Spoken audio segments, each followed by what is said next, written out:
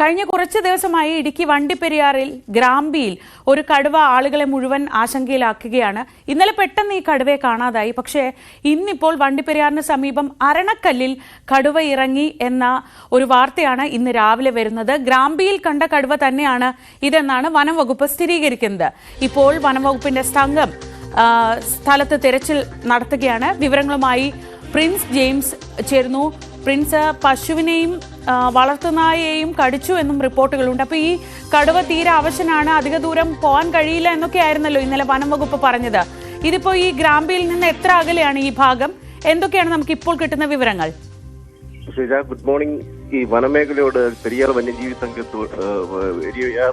വനമേഖലയോട് ഏറ്റവും അടുത്ത് കിടക്കുന്ന ഒരു പ്രദേശമാണ് അരണക്കൽ. ഈ മേഖലയിലാണ് രാത്രിയിൽ കടുവയുടെ ആക്രമണം ഉണ്ടായിരിക്കുന്നത്. ഏതാനും ദിവസങ്ങളായി കടുവ ഈ വണ്ടിപ്പെരിയാറിലുള്ള ഗ്രാമ്പിരിയും അരണക്കൽ തുടങ്ങിയ മേഖലകളിലൊക്കെ സ്ഥിരമായി ഇറങ്ങിയിരുന്നു. തുടർന്നാണ് കഴിഞ്ഞ ദിവസം ഗ്രാമ്പിയിൽ ഇറങ്ങുകയും ഒരു ദിവസം തന്നെ 2 തവണ ആളുകൾ കടുവയെ കാണുകയും ചെയ്ത ഒരു സാഹചര്യമൊക്കെ ഉണ്ടായി. തുടർന്ന് കടുവയെ പിടികൂടുന്നതിനുള്ള നടപടികളൊക്കെ റവന്യൂ വകുപ്പ് ആരംഭിക്കുകയും കൂടുതൽ സാധിക്കുകയും ചെയ്തു. എന്നാൽ കടുവ വളരെ അവസരമാണെന്നും കാലിന് ഗുരുതരമായി പരിക്കുണ്ടെന്നും കടുവയ്ക്ക് എന്നൊക്കെയായിരുന്നു അന്ന് വനംവകുപ്പ് പറഞ്ഞിരുന്നത്. എന്നാൽ തുടർന്ന് കൂട് സ്ഥാപിച്ചെങ്കിൽ പോലും കൂട്ടിലേക്ക് കടുവ എത്താത്തൊരു സാഹചര്യം ഉണ്ടായി. അത് തുടർന്നാണ് കടുവയെ മയക്കുവെടി വെച്ച് പിടികൂടാൻ വനംവകുപ്പ് തീരുമാനിച്ചു. എന്നാൽ കഴിഞ്ഞ ദിവസം അതിനുള്ള നടപടികൾ ആരംഭിച്ചെങ്കിലും ആദ്യ ദിവസം അത് പൂർത്തീകരിച്ചില്ല. സമയം വൈകി എന്ന് അറിയിച്ചുകൊണ്ടത് ഇന്നലെ ഉച്ചയ്ക്ക് മാറ്റുകയായിരുന്നു. എന്നാൽ ഇന്നലെ കടുവയെ കണ്ടെത്താൻ പോലുമായില്ല. അങ്ങനെ ഒരു സാഹചര്യമാണ് ഉണ്ടായിരുന്നത്. കടുവ ഇവിടുന്ന് മാറില്ല, അധിക ദൂരത്തേക്ക് പോയില്ല, കാലിന്റെ പരിക്കുണ്ട് എന്നൊക്കെ വനംവകുപ്പ് വ്യക്തമാക്കിയെങ്കിൽ പോലും കഴിഞ്ഞ ദിവസം കടുവ ഈ മേഖലയിൽ നിന്ന് മാറുന്നൊരു സാഹചര്യം ഉണ്ടായത്. ഇവിടുന്ന് ഏകദേശം 2 കിലോമീറ്റർ അകലെയുള്ള അരണക്കൽ ഭാഗത്തേക്ക് കടുവ പോയി എന്നതായിരുന്നു ഇന്നലെ തന്നെ വനംവകുപ്പിന്റെ നിഗമനം. ഇന്ന് എത്തിച്ച ഡോഗുകളൊക്കെ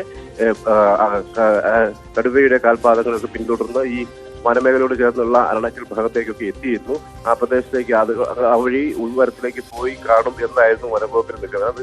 ഇത് സമാനമായ രീതിയിലാണ് ഇന്നും കടുവയുടെ ആക്രമണം ഈ മേഖലയിൽ ഉണ്ടായിരിക്കുന്നത്. എന്തായാലും വനംവകുപ്പ് ഇവിടെ പരിശോധന നടത്തുന്നുണ്ട്.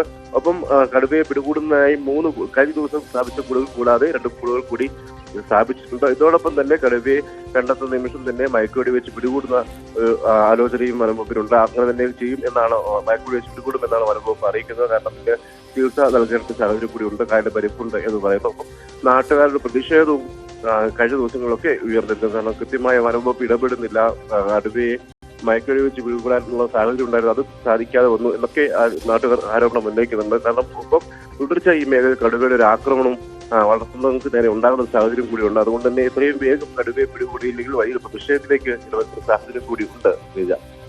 ശരി, പ്രിൻസ് ജെയിംസ് ആണ് വിവരങ്ങൾ നൽകിയത്. ഗ്രാമ്പിയിൽ കണ്ടവ കടുവ തന്നെയാണ് എന്ന് കരുതുന്നു. അതിന് സമീപ പ്രദേശത്ത് വീണ്ടും അരണക്കല്ലിൽ ഇറങ്ങിയിരിക്കുന്നു. ഇന്നലെ രാത്രി വലിയ ആശങ്ക ഉണ്ടാക്കിയിട്ടുണ്ട്. ഒരു പശുവിനെയും വളർത്തുനായയെയും ഈ കടുവ കടിച്ച് കൊന്നിരിക്കുന്നു. വനം വകുപ്പ് ജാഗ്രതയിലാണ്, തെരച്ചിൽ തുടരുന്നുണ്ട്.